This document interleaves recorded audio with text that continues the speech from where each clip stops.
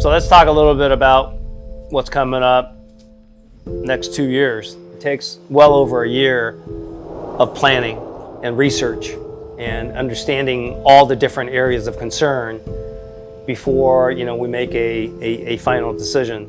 I will tell you that the Indian Ocean is no joke. There are geopolitical issues, safety issues. There are pirates. There are all types of things to consider, and then of course there's the monsoon. So that ocean and that region is really closed almost 6 months out of the year because of the winds, unless you want to battle 20, 40 knot winds. So there's a lot of things to consider. But the straw man is our immediate trip next week in October to November is fish for giant black marlin in Bazaruto, Mozambique. So right now we have 3 different legs. We are California, Miami, Miami to Ghana, Ghana to Beira. The 175 will be at Beira, and then it is I believe 140 nautical mile run on the 175 to get into the anchorage of Bazaruto. And then of course prior to that, Captain Alex on the 175 needs to be at the anchorage, deploy the 43 and leave the 43 at anchorage, and then run the 175 to Beira to pick us up, and then run the 130 or 140 nautical miles back. So from the time that we get on the jet to the time that we actually have an opportunity to fish is 3 days. So it gives you an idea how crazy and exotic this trip is. We have a 29-day trip on calendar, and if weather allows us to fish every day, we'll be able to get about 23 days of fishing, maybe 24 days of fishing. So there's a lot of investment into just traveling.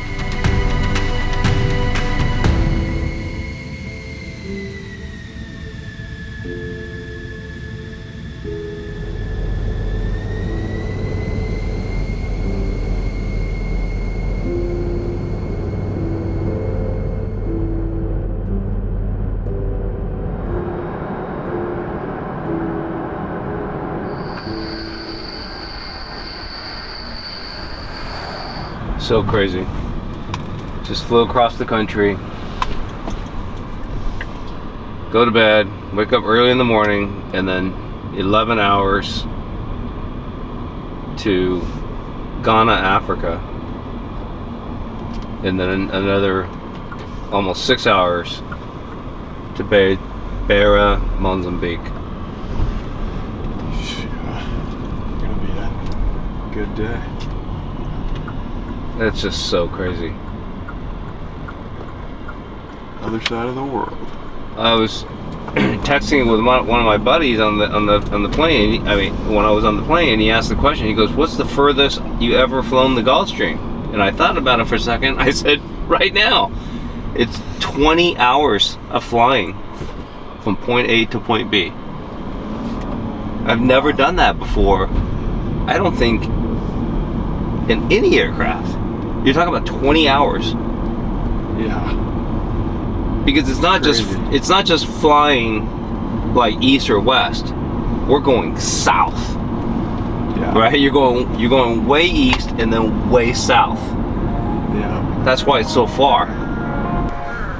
It's just crazy.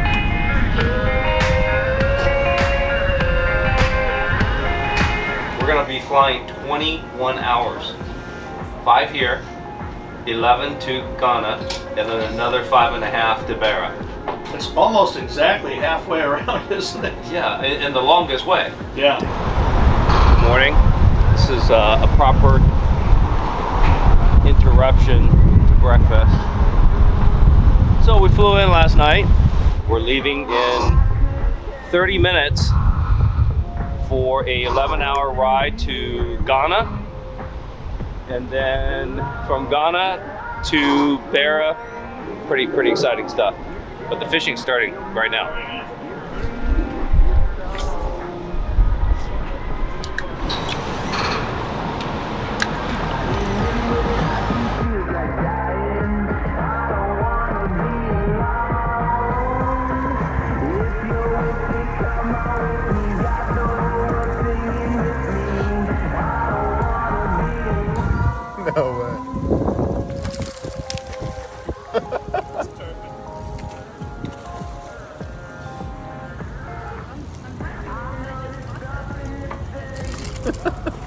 No way.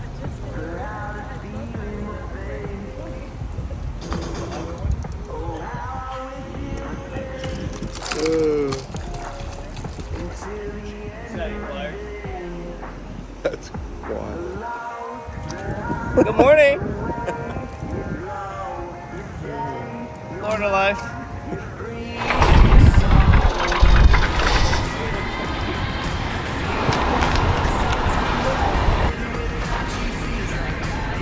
I've never fished the Indian Ocean before. I'm fascinated.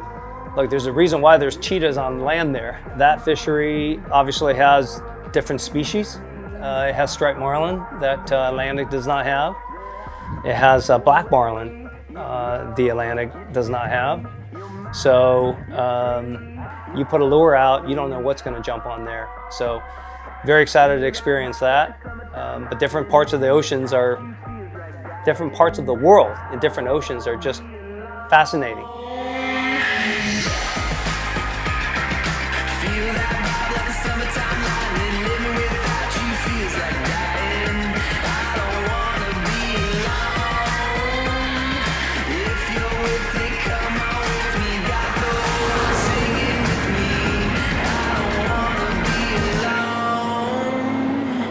So, you know, getting here, it's always a challenge, you know, when you're doing 20, 25 hours of flights and then acclimating the next day, you know, because we go right into it, man. There's no stop. And I know flying in a private jet and all that, it's way easier than the commercial and standing on all the lines and everything, but it's still, you're doing the time zones and time change, and you just don't sleep well on the planes, and even the really nice, comfortable private planes, you know, and I'm complaining, but it really is a joy flying that way, but it's pretty rough, man. It's a long flight.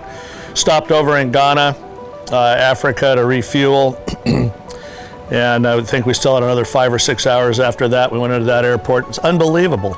It probably surpassed anything I've seen in the United States as far as a private terminal goes. It was insane. And then we hopped on and flew here, which was polar opposite. It was real live Africa and real Africa, and just completely different.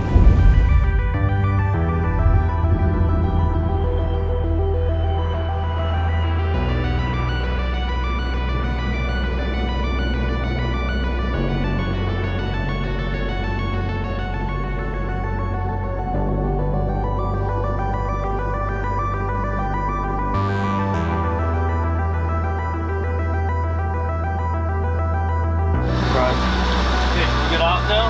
Now you're ready. You're good. Good to go.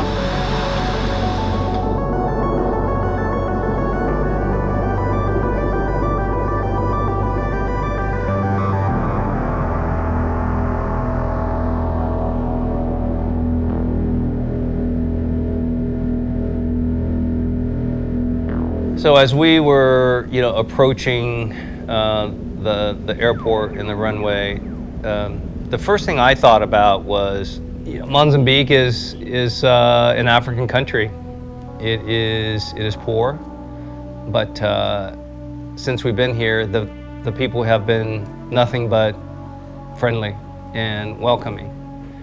And we did have a challenge with the officials at the airport. You can imagine the gear that we had, and as much as we plan ahead and have a tackle store on the 175 here, there's always last minute things that we want to bring and had to bring. You know, along with, you know, 3 Pelican cases of camera equipment or more with tripods and anything you can imagine. So coming off of a private jet with big boxes, you know, plus we got 3 boxes of swag, we have 3 boxes of World Tour books, and then I have 3 boxes of gifts. We bought, I think, 40 pairs of Crocs shoes. I bought 200 coloring books, crayons, flashlights, you know, just to gift to the locals. So you can imagine all these boxes, and that certainly didn't get us through customs. Well, here we are. What a contrast between Well, we stopped for fuel in Ghana, which is in West Africa, to now Southeast Africa.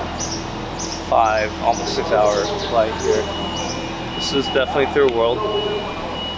We just got here, so we're trying to clear customs right now, which there's a lot of rods and reels and lures, and wish us luck. The customs official were respectful. They were reasonable. We were nervous.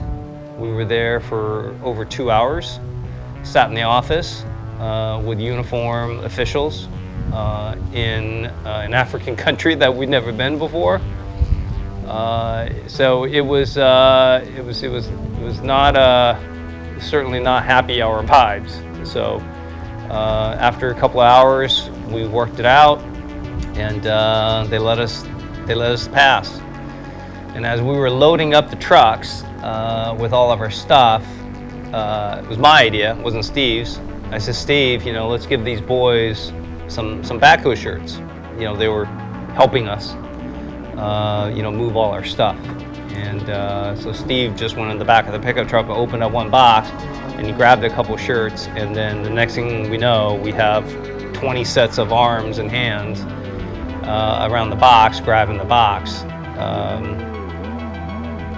I think it was a very authentic way or action. These people are in need, and we're happy to provide just a couple of T-shirts. It wasn't a big deal, and the officials were right there. It wasn't going to get out of hand. And everybody said, weren't you nervous and all this? And I really wasn't nervous at all. I just felt so bad for these people, knowing that them getting a T-shirt was a huge thing to them and their family, and some were wanting 2, and it did get a little bit, rambunctious there, slightly out of control, but it wasn't bad. Police came running up and, wanted to slow everybody down, which was good. They slowed them down, but we always try to bring gifts to people, everywhere we go. We give swag, we just give them shirts and hats and, whatever. We've got, in some of the countries we go to, if you give somebody a shirt, it's almost doubled their wardrobe. Felt really good being able to make a difference in those people's lives, and I truly believe that. Some of them took 2 or 3 shirts, and we weren't worried about it. I mean, to us, it's such a minimal thing. To them, it's such a huge deal. It's cool.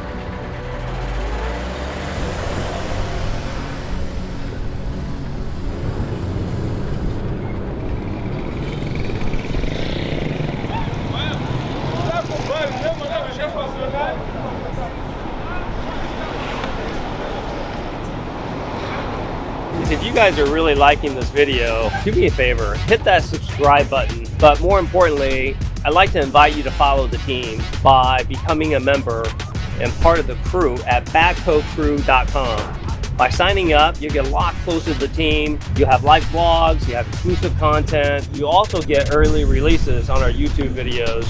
You also get 20% off of Badco store merchandise. Hopefully you enjoy these videos and you enjoy following the team, and you like further updates and more frequent updates, as well as live report on site. So log on to badcocrew.com. We finally got in the car from the airport, and for the first time, we're able to visually absorb Mozambique, southeastern Africa, something completely new to me, this part of the world. Africa is just fascinating. The more I learn about it, the more I'm just intrigued. It's just a fascinating place on earth, and how huge it is, how diverse it is. But anyways, we drove through town, and I was able to absorb some of the things that I was seeing, which is very much a community, hometown. Certainly it's a third world country. But we still needed to stop into the immigration office. So we went down to an official building. All of us had to get out of the car, walk through the official building, and sat in what I believe is the immigration office with our passports. So at the airport, we passed customs. We had to drive to another official office to be approved to board the 175 and to leave port. So we got in there and waited a little while, and then we carried on with the rest of the drive to Beira. The tides here are so extreme that we couldn't find this 175 because the 175, how big and tall she was, you couldn't see her. The tide dropped so much that the 175 was under the floor of the port. So that was pretty interesting. Okay. I can't tell you how nice it is to see home away from home. It was quite a chore. But we've been warned, and everything was pretty much as expected. 3 hours and some negotiations. Friendly people, but it is what it is. You know? But look at this thing. So nice. James, come here. Let me show you, man. So that's the hangar. That's awesome. That's the hangar. We got all this area that the 150 does not have. And then believe it or not, it doesn't look like it, but on this side is where the 50 is going to go. The 50 goes on this side. It doesn't look like it, does it? Yeah, on this way. I gotta go get some coffee. Sick. So sick.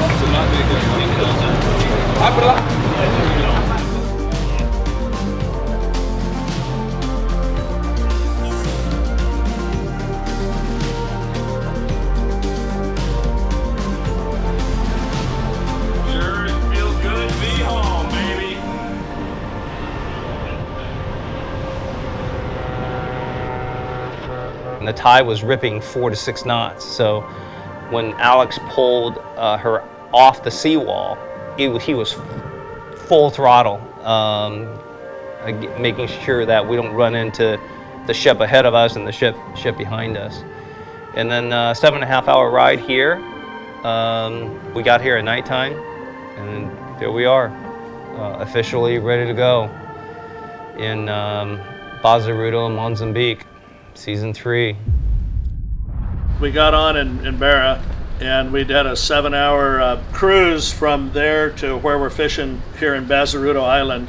And man, we had a lot of gear to sort through, and plus you never know what you're going to run into or what you're going to need. So if there's such a broad range of gear on board. So we had crates and crates to go through. So for 7 hours, we were down there winding line, organizing boxes, putting stuff in piles, hooks that needed to be sharpened, putting all the leaders together, putting all the line together, putting all the bait stuff together, getting all the gaffs ready, making sure the heads fit on the gaff planks, all the way through from A to Z what you'd need to do to prep for a hardcore fishing trip. And we got it all done in 7 hours, me and Ryan and James. You guys are awesome, man. One of my big mentors, my dad, actually taught me that a lot of fishing has to do with preparation and being ready. That the more you could have ready, it ultimately is going to result in the more that you catch. So being prepared and having everything ready to go is a huge part of fishing. It takes out a lot of the work when we're out there, so that way we could focus on actually fishing, looking around for birds, keeping the spread right. We're not rigging and cleaning and doing stuff, trying to set stuff up while we're out there, and so having everything set to go, ready, clean, organized plays a huge role in our jobs, makes our lives easier. I think Brian could attest to that. Being organized and being prepared plays a huge role, at least for me.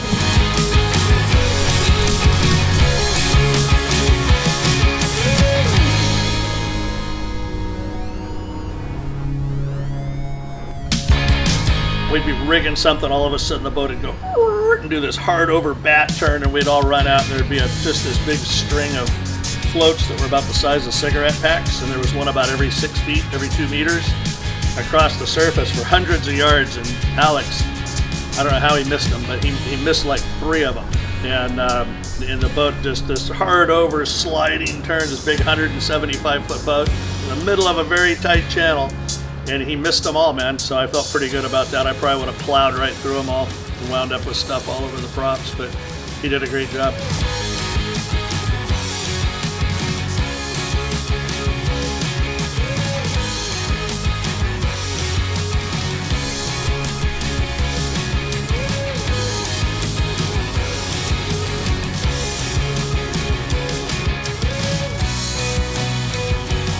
$18.5 knots over water, 7.5 knots over airspeed, because we're going into the current. Still amazed at the performance of this machine. Totally quiet, smooth. It's going to be a memory maker for the next however many years. We keep on talking about the Indy of the World Tour. It's going to be a modified one way or the other, but nice.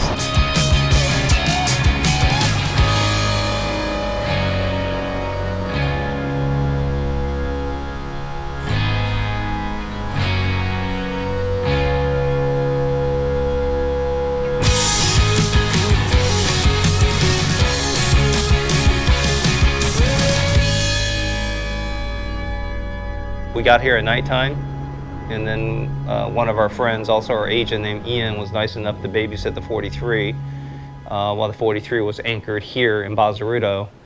And it was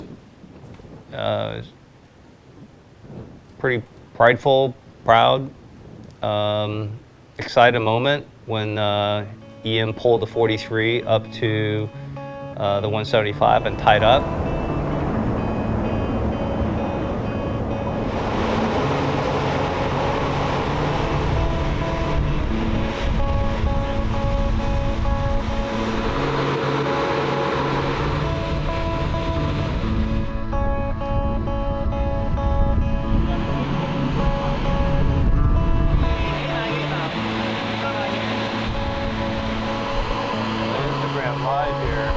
You know, trying to live my best life and trying to achieve the American dream, having the flexibility, being a self-made businessman. I started with nothing and started fishing at a very, very young age.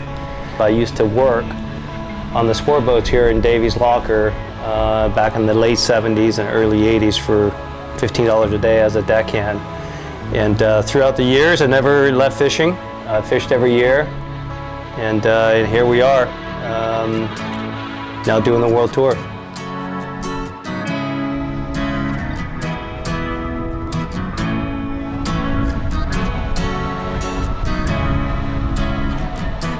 We made it. So we just got on position. Ian was nice enough to babysit the boat for us. So yesterday they deployed, they being the crew of the 175. You know, it's a pretty big deal when you haul a 43-foot game boat for 10,000 nautical miles and then put it in the water. It's pretty significant. Just anchored now, and the 43 just pulled out. And here we are. We still got a ton of stuff to rig. Hopefully we'll be able to get on the water tomorrow and start fishing the Indian Ocean, which is the first for all of us. None of us have fished the Indian Ocean before, so this is definitely a first and a big deal. So very excited. All new frontier, so wish us luck.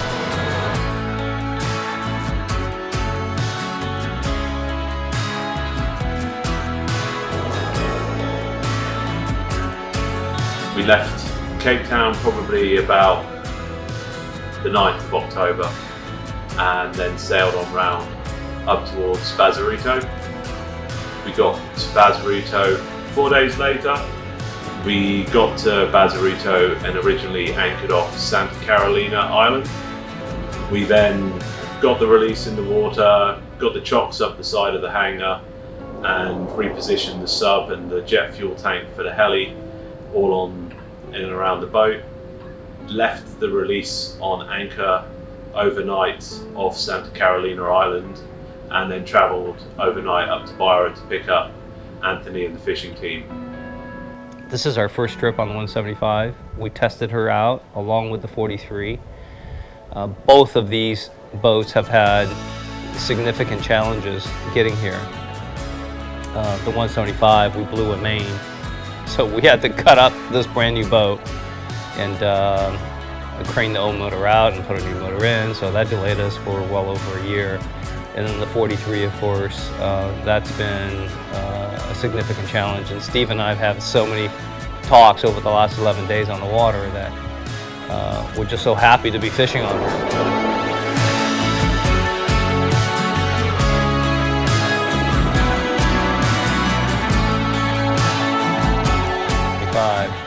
The next day, knowing that the boys still needed another half day to outfit all the tackle, our pilot Michael and I and Tanner went for a flight, and we flew the entire region.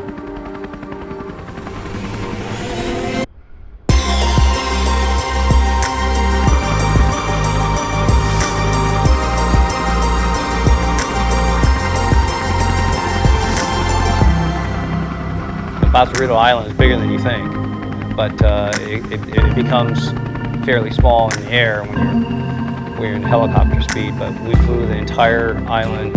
It's magnificent. It's a pretty low island. It's very skinny and long.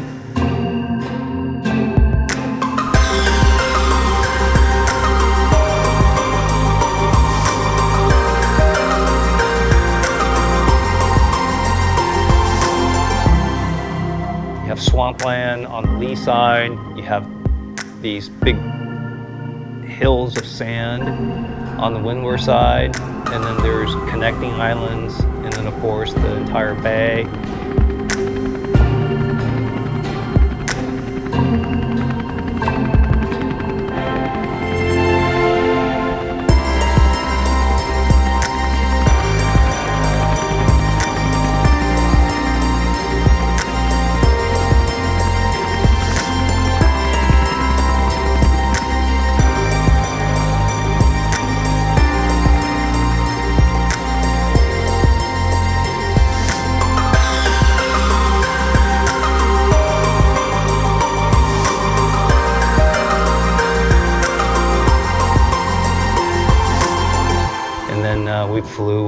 We flew the mainland as well, and the mainland is a lot more clay, red, than the island. The island is just mostly sand and swamp areas. So that was a lot of fun.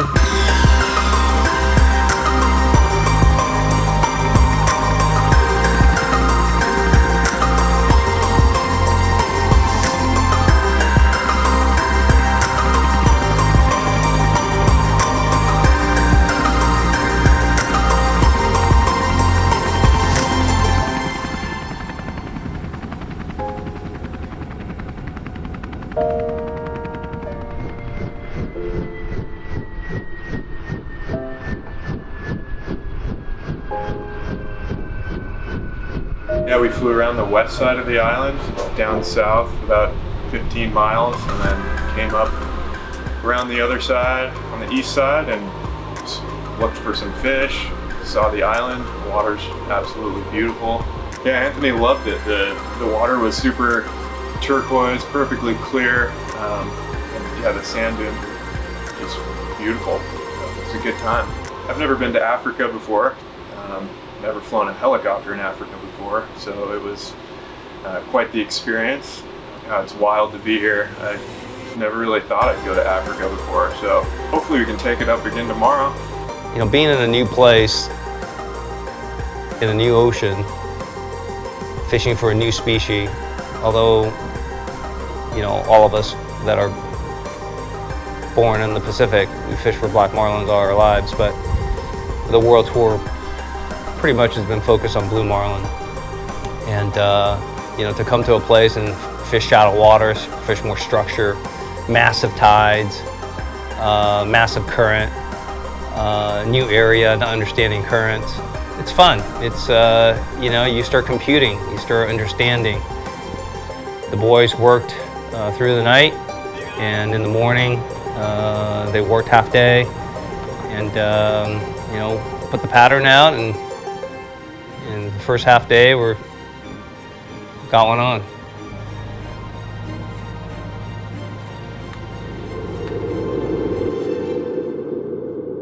Spent the morning finishing up on the release, pulling drags, final bits and pieces, kind of just finding a home for everything, establishing a bit of a program. Definitely. We got away midday. Yeah, loading the boat up, and yeah, like Brian said, got out fishing probably like 1 o'clock or something, a little bit after lunchtime, and late afternoon first bite. get the feel of it. Yeah, yep. Good old black marlin afternoon sunset bite, right short, pile on, got them. That was awesome feeling. Yep. Start the first day, come back with a fish, pretty sweet.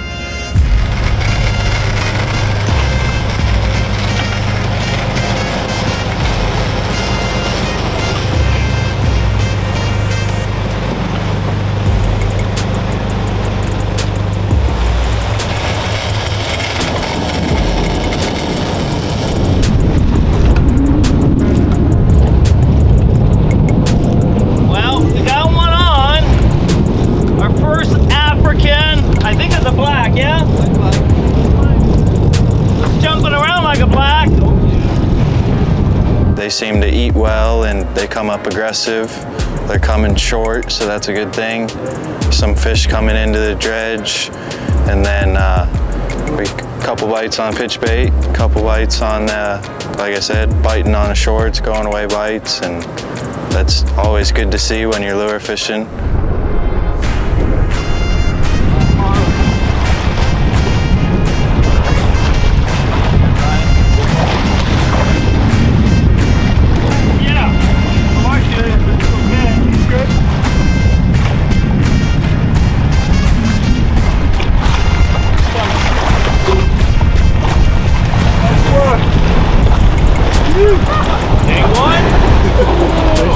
An African black. Yeah, baby. African black, baby. How's that? All day. Uncle.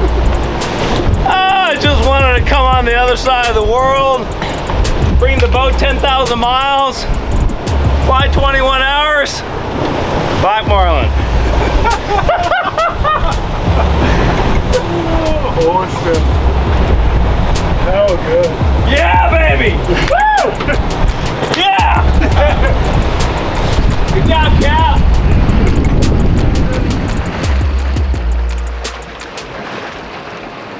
Just being here. Yeah, it's an exotic place. Yes, it's one of our favorite destinations. But to have a brand new mothership with the 43 that was carried over 10,000 nautical miles to be here, to lift it with a crane, deploy it, and for us to be fishing on it when this team only 30 days ago was fishing on a Spencer with the 150 mothership in North Atlantic catching blue marlin, and now 30 days later we're on a different mothership with a different game boat, same exact program, same exact fishing team. Now we're fishing Southern Hemisphere and Indian Ocean. There's a lot of new first here, and it's kind of crashing my hard drive as I'm sitting here thinking about things that I want to say. There's just a lot of firsts. There's a lot of gratitude. We're obviously very grateful for this experience. Look, I'm just thrilled to be here, fishing for black marlin in a spot in the world that is very special. It's peaceful here. We feel at ease. For certain, this is so far for me. This has been the most technical place that I've fished, and I've fished a lot of black marlin in a few different countries, but I've never fished them in areas where we get tidal flows as much as this, and where we get gaps in islands. And so you have to not just weather-based where you can fish, and not just what channel you can get in and out of where you can fish, which they're 25 miles apart. Kind of have to read the water in multiple areas, and then different times of day, like when the tides are going out and it's pulling all the green water from inside the bay out, and then the current picks it up, and the current goes from north to south here, and then that picks it up and drives it down the beach. Well, where that green water comes out the cut, you got to be fishing above that or offshore of that. So you have to have a multitude of areas plotted out in advance, with all of our subsurface stuff and our current direction and all the tools that we have. You got to have multiple plans. Oh, second day. You want the real Steve or some guy full of sunshine and rainbows? We haven't seen much, not much bait. I guess the water is 6 degrees colder than normal. I'm getting ready to make a move. Through the tide here. Caught a decent fish yesterday, 300 pounder. That was super cool. That was exciting. I hope that's not the only one we catch in the trip. That'd be a bummer. But we're still hunting.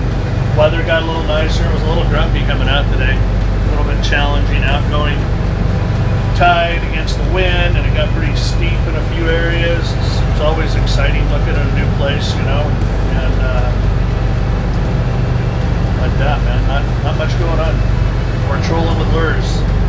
We're washing them off. Been rinsing off the lures pretty good. Everything looks really killer. Looks stupid good.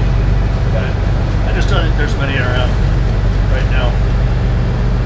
Maybe on the back of the moon here, maybe, who knows. I guess there was quite a bit of bait here last week. The bait's all gone. Found just a couple little nuggets, not much. A couple little tiny pieces. Look like maybe 100 skipjack or something, not much bigger. And no birds at all. So we're gonna stretch it out and go see if we can find a little bit different area here.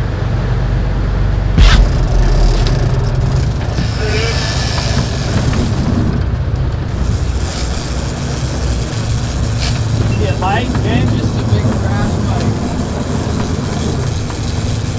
People are already asking, what's the difference between blacks and blues? And they're hard to describe, and I hope that each and every one of you have the opportunity to experience both of these magnificent species. I don't have a favorite. Blue marlins' first runs are mind-boggling. They can rip out several hundred yards at Mach 5 speed. I mean, they just go, and they have this top gear that they go into. And then blue marlin on leader, acts completely different close to the boat than a black marlin. Black marlin, once you hook it, and of course I'm talking about when you hook a black marlin on a lure, because they all behave differently whether you hook it on a lure or on a bait. Good job, Brian. Nice work, Anthony. Good job, Cap. Black marlin.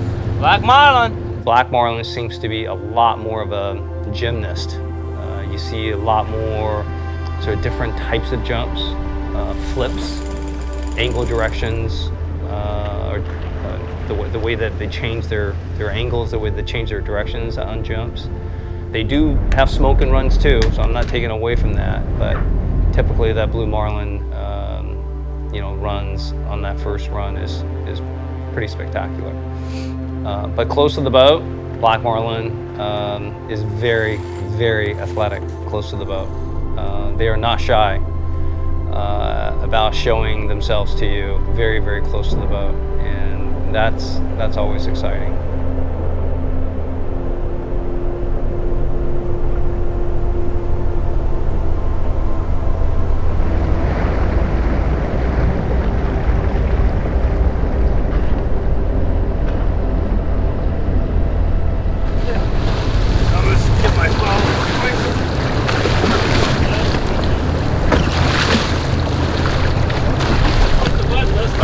Good, Anthony, five. Yep, got it. Got it? Got it. Okay, another cut. Get him short.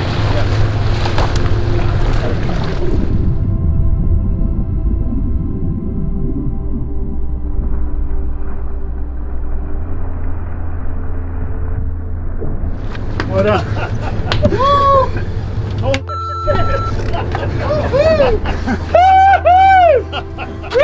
Holy shit. Good job, Cap. Yeah, man. Knuckles. yes, that was good. Stupid That's popsicle. Far out. 10,000 mile move for that fish right there.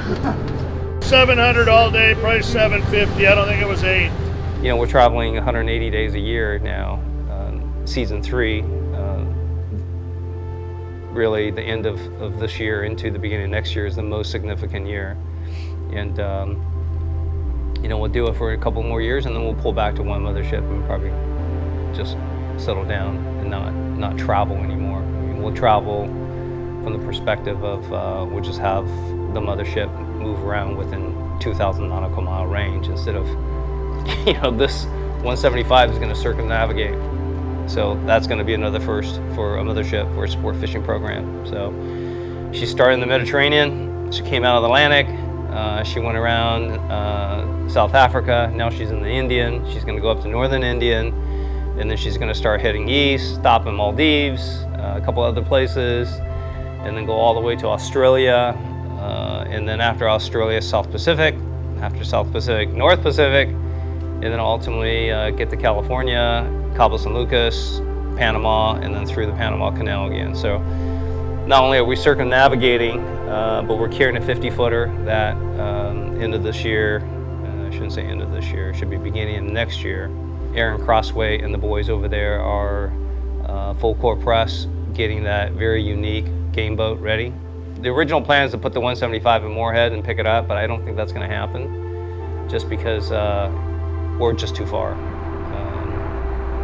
I think what's going to happen is we're going to continue east, and then I think we're going to put the 50 on a ship, and it's going to go straight to Australia. And we'll do the swap of the 43. The 43 would come off in Brisbane. The 50 would arrive in Brisbane, and then we'll test, fabricate, customize the cradle system for the 50. And then from Brisbane, obviously, we'll get on location at the Great Barrier Reef by hopefully early September next year. It's fun, it's a lot of energy, but it's a ton of work. You know, I'm just glad that not only are we able to experience it, I think that all of us now, especially everybody on the team and those behind the camera, I think we're energized by your reactions to witnessing some of our experiences, and it's really just motivating us to bring more to all of you so that all of this is documented.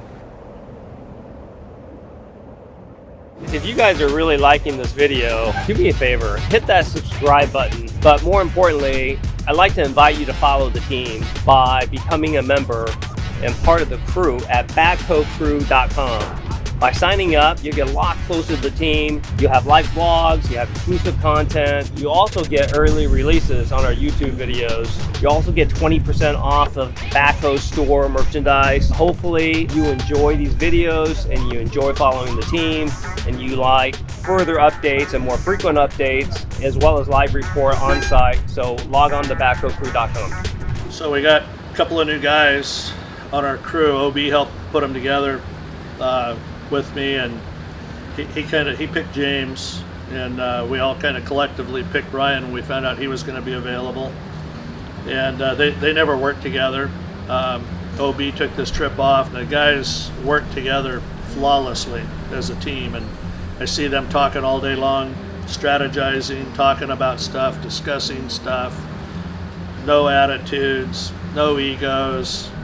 I think James said it perfectly. It's just like a bunch of friends going fishing, and it's truly how it feels. And you know, these guys' work ethic, it's insane. I'm really glad they're both a part of our team. They start early. It takes an hour and a half, 2 hours every morning, an hour and a half, 2 hours every night, you know, and cleaning the boat and taking care of the tackle, and all day long everybody's positive, upbeat. I'm not so much. If anybody knows me, I'm kind of a negative person, but don't mean to be, just am. And these guys bring me up all day long, man. They're all super positive, upbeat, and any second now, you know, we're going to get a big one, you know, and I'm doom and gloom, and it's pretty fun having them on board.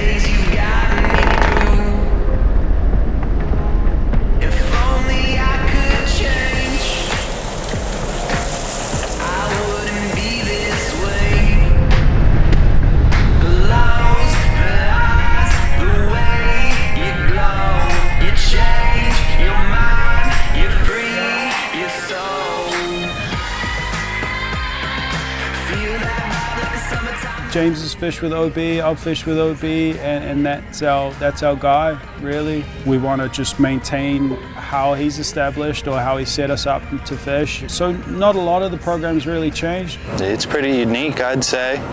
It's a mix between, as far as a black marlin fishery, between Cabo and the Great Barrier Reef, in the sense that it's shallower water, but they do a good bit of skip bait fishing with natural baits here. But it's also not the same because we're having a lot better success with lures than traditionally.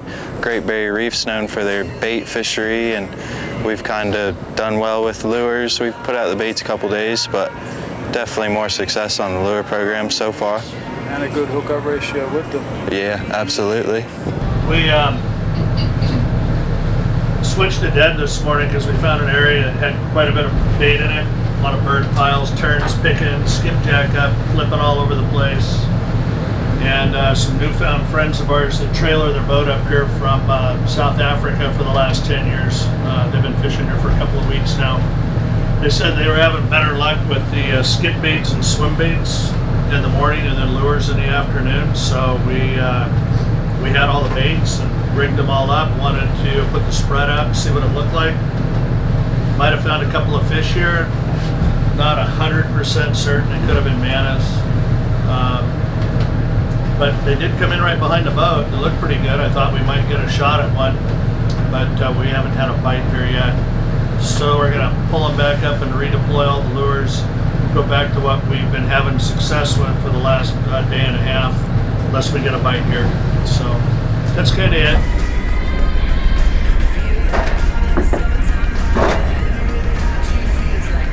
Finding kind of in the chop and in the swell with the breeze on top. We've swapped out the long taglines for a roller trawler, so just trying to mitigate the tangles a bit, which is working for the past few days, ain't it?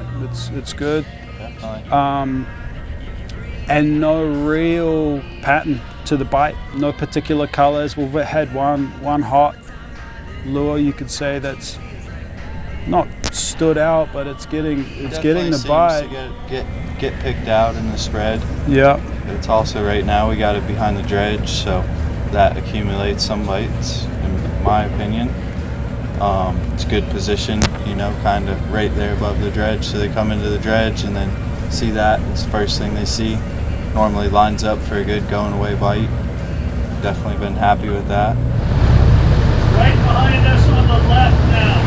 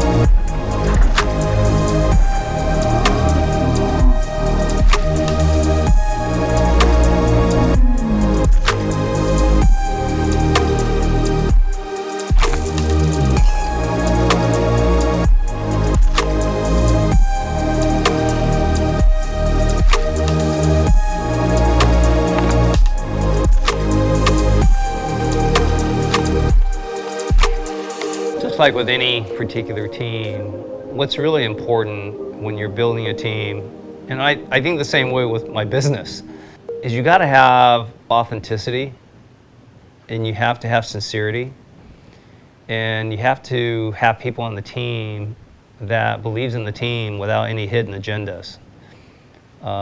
Yes, we want to have fun, but the objective is to carry out and execute on the world tour.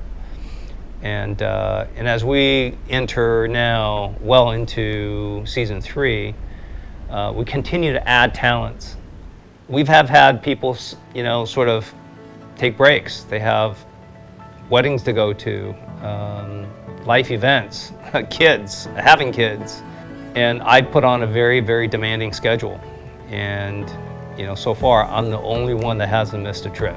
So everybody else has taken, 1, 2, 3, 4 trips off in the last 2.5 years, but I'm still going strong. But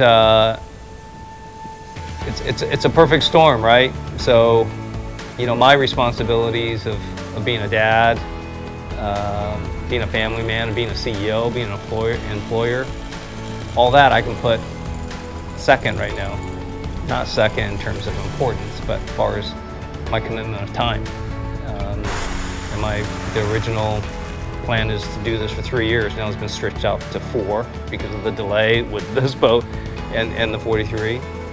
And as far as personnel, you compliment you compliment your team. If people think you got to be a great fisherman to join the world tour. No. You got to be a great fisherman as a starter. You just got to be a great human, and you got to culturally match with our team. We fish from sun up to sundown, eat a fast dinner, and then we pass out. We're here to do one thing, and that is to maximize our chances on the water, avoid any accidents, and increase our chance to see big fish. That's what we do. So, we'll continue to evolve with the team. We'll continue to add talent and add personalities. This trip, we have 16 souls on board for over 30 days in close quarters. Yes, it's 175 feet, but it's still 175 feet. And when you have 16 people that are together this long, That's pretty good fishing. you gotta really keep the team, as focused as possible. And everybody needs to be here for the right reasons. And that just also gives you an idea of the power of a sufficient mothership program. We're completely self-sufficient. We're not provisioning. We're making our own water, making our own electricity. Pretty neat, pretty amazing. Hey everybody, we just finished day 3. We're smiling because it's just been a lot of fun. The weather's really nice, not humid hot, sticky hot. Probably 75, 80 degrees, very nice, not cool, just it's almost perfect temperature. But we fished 2.5 days. We saw 3 large fish over 500. Caught 1 yesterday, that was 750. Caught 4 in 2.5 days, plus we missed another 2 or 3. But it's been fantastic. Heading back in now, having a little dinner party tonight. We're running back in. Beautiful sunset, and looking forward to tonight. I always try to make sure I make time for crew. So one night we had a special dinner on shore at Madeira, and we brought the crew of the 175. All of us went on to the island. We had an amazing dinner. So, just want to make sure we thank the people that make this possible. James, where are we going? You're asking the wrong person. I gotta get some dinner ashore. Where? I can't remember. Ryan, where are we going? I'm not sure yet. Steve, where are we going? Hell, I don't know. Be careful, there's like...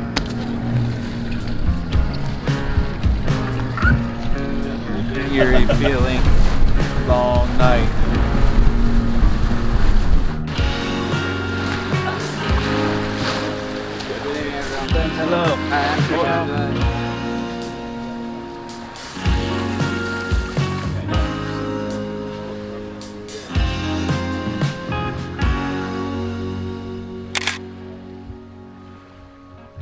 And then, you know, the boys one day when we were fishing, I told them just to go have fun. They took the chopper out early in the day, and then they took the ATMs and craned the ATMs onto the inflatable, and then ran the inflatable onto the beach, and they went riding on the island. So it's just a lot of fun.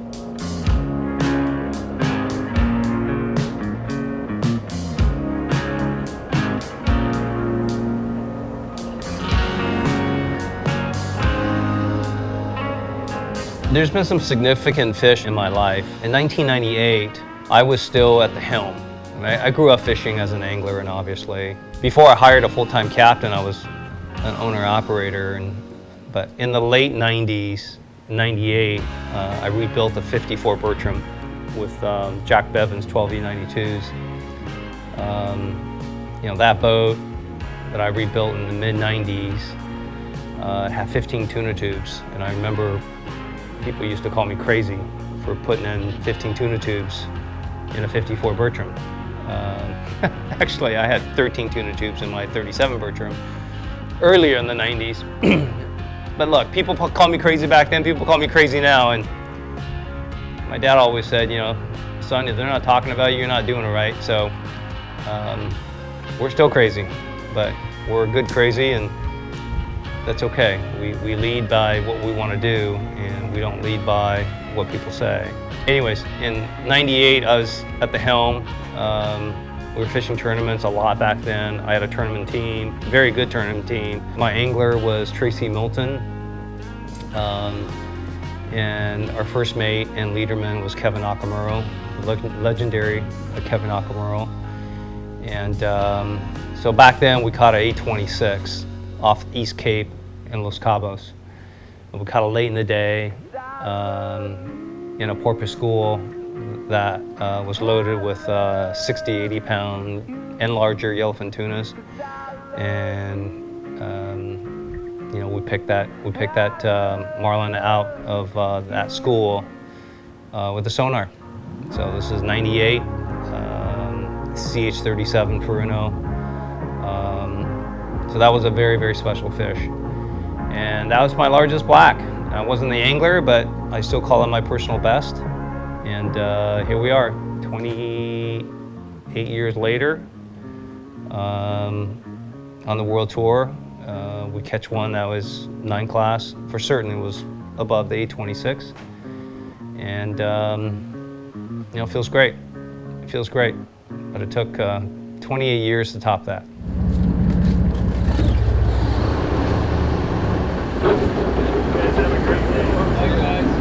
Looks like a great day to have a great day.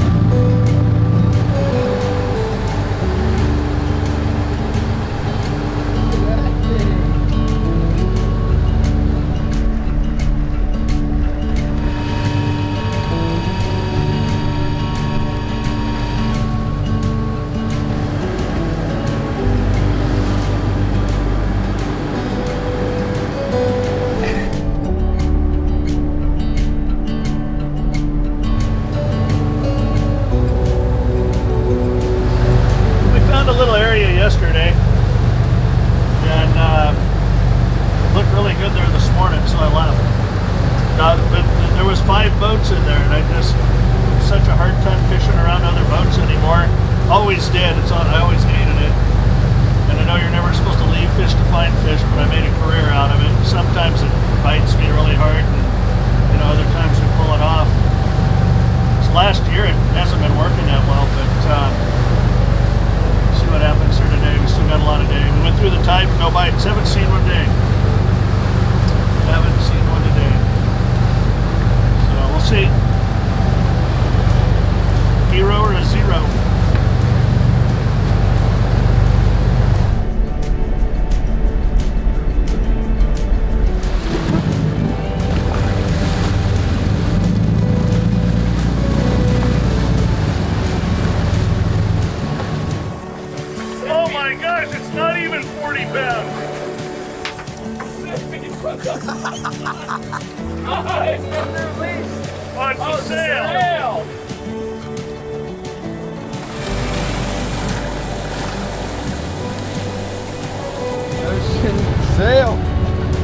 ocean sailfish.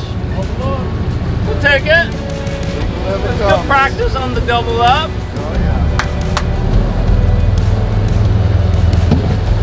Good job, boys. That was well executed. James, nice job, man. Nice. Good job, Cat. There's a lot of fish stories in the World Tour. Lots and lots and lots. And sometimes they start getting blended a little bit. This one lure in particular, it looks like a rainbow runner. It's a BC7 that Koya made us, that for whatever reason they're picking on that thing wherever we put it in the pattern, and God help us if we lose that lure, because that thing has been devastating. We've tried everything else and nothing else comes close. So the bigger one we caught, Anthony's personal best, it was a really good sonar hit, and it came in and I saw it coming in on the dredge. Got the dredge out of the way, and I had my back turned because I was seeing what it was doing on the sonar, so I missed the bite, but I guess it jumped like halfway out of the half of its body longitudinally inside out bite. It just piled on the lure. Black marlin fish in October. The beautiful Bazaruto.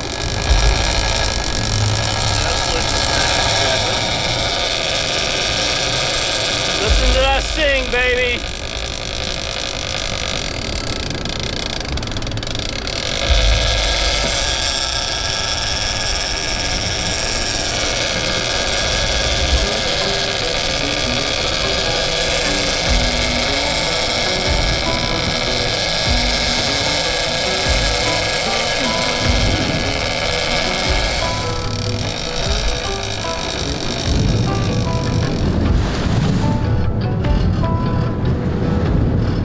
This fish was notable because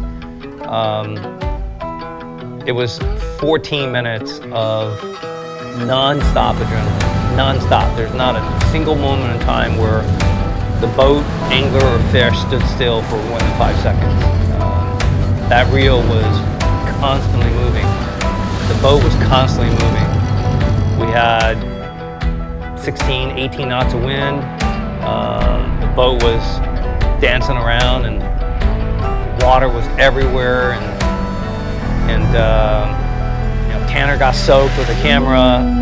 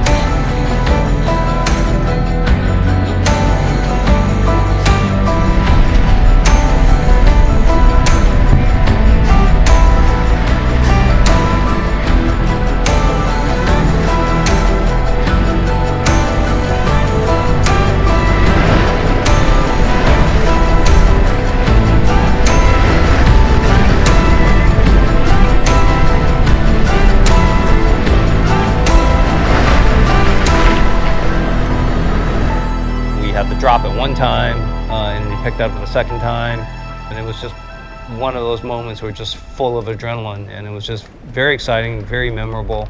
Anthony, as always, was managing the drag perfectly, and he and I, we fished hundreds and thousands of days together, so I know what he's doing, he knows what I'm doing, and the fish made a particular move, and I was able to get on it pretty quickly, 14 minutes or something, and I think a shark got it. That might have been a shark bite. Yeah, it's looking like getting shark. All right, I'm gonna tighten it up. Oh, jumped out there. Boys wrapped up on the leader. I think James had the leader on that one, and those guys are working flawlessly together, and Had to dump the leader a couple of times, but the fish reacted the way I wanted it to each time. It was hooked in the corner of the mouth and came up, and it was still extremely hot.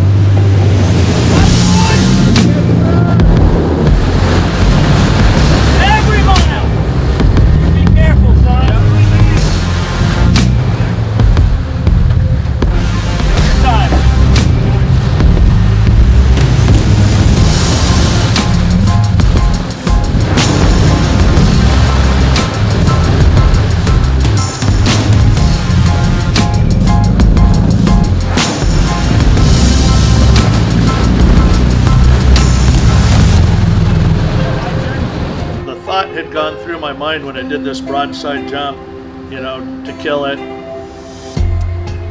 And once again, when I got up alongside the boat, it was in such good shape and it was so fluorescent blue when we had it up alongside that I decided not to kill it.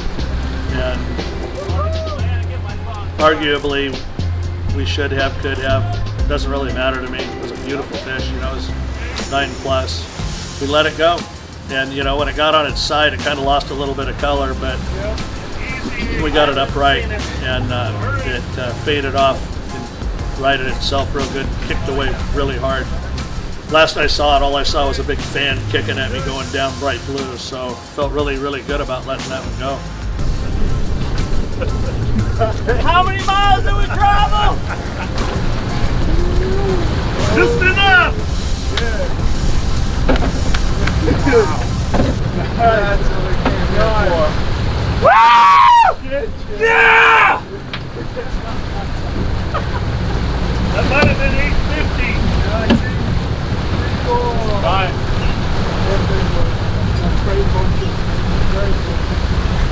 Wow.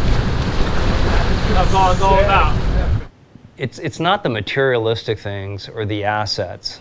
Yes, I'm thrilled to see the 175 here. I'm thrilled that I'm looking at a jacuzzi here and all the creatures of comforts. We can talk about how incredible that is to move that around the whole world and to have a home away from home. But you know, it's just all kinds of things, you know, including health. You know, tomorrow's never promised, and you know, you got to have your health. You got to have family support. So if you're feeling guilty about being a pirate 50% of your life, it's probably not going to work. And to have the time, and to be in a moment in time where I don't have the same responsibilities professionally,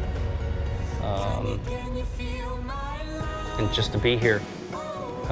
So that I can enjoy and be present.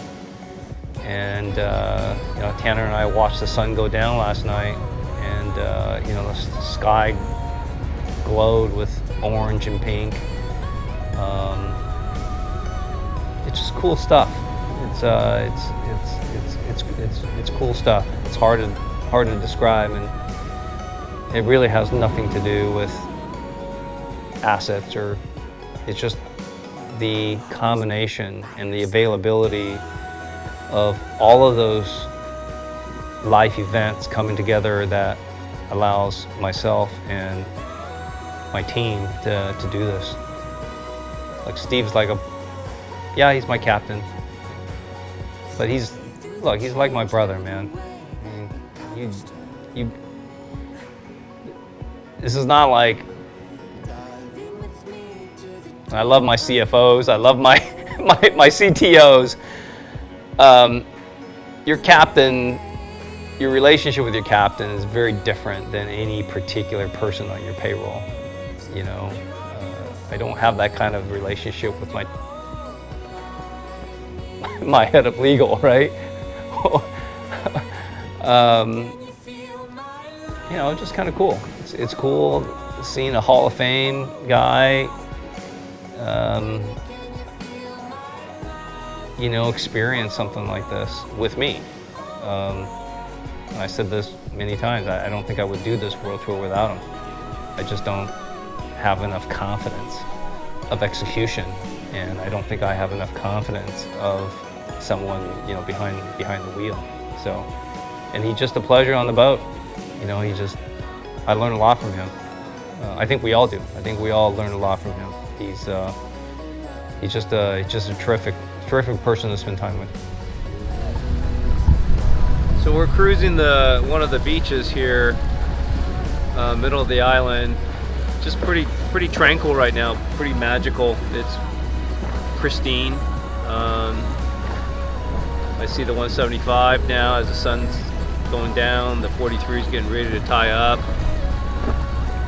Just a dream come true for sure.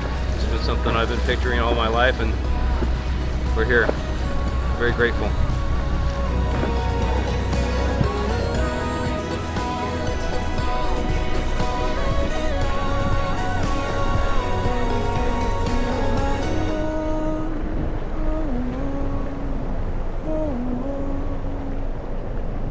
Can you feel my love?